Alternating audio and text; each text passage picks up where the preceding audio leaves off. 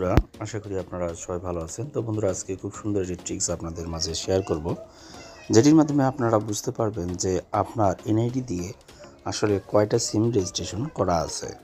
এজন্য জাস্ট আপনারা একটা কাজ করবেন, সেটা হলো মাইজিবি অ্যাপসটা আপনাদের ফোনে ইনস্টল করে নেবেন।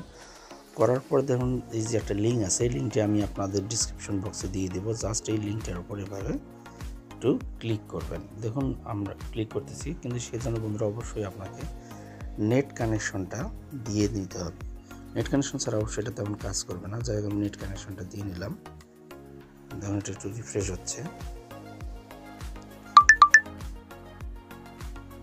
দেখুন এটা অলরেডি এখানে চলে আসলো, এবং আপনার আইডি কার্ডের লাস্টের 4টা সংখ্যা এখানে দিয়ে দিবেন।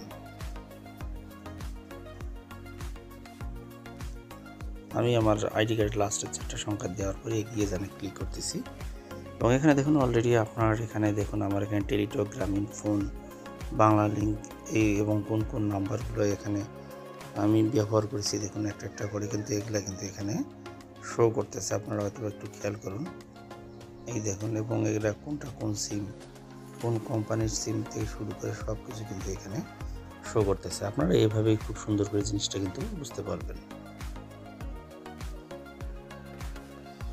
এটা বন্ধুরা আপনারা এটা আপনি মাইজিবি অ্যাপসের মাধ্যমে কিন্তু কাজটা তারা করে থাকে।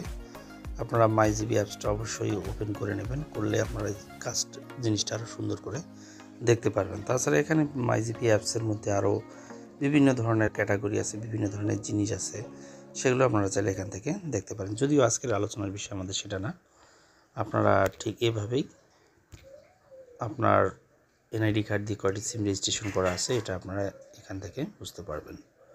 তো ঠিক আছে বন্ধুরা, আজকে এখানে রাখতেছি। ধন্যবাদ সবাইকে।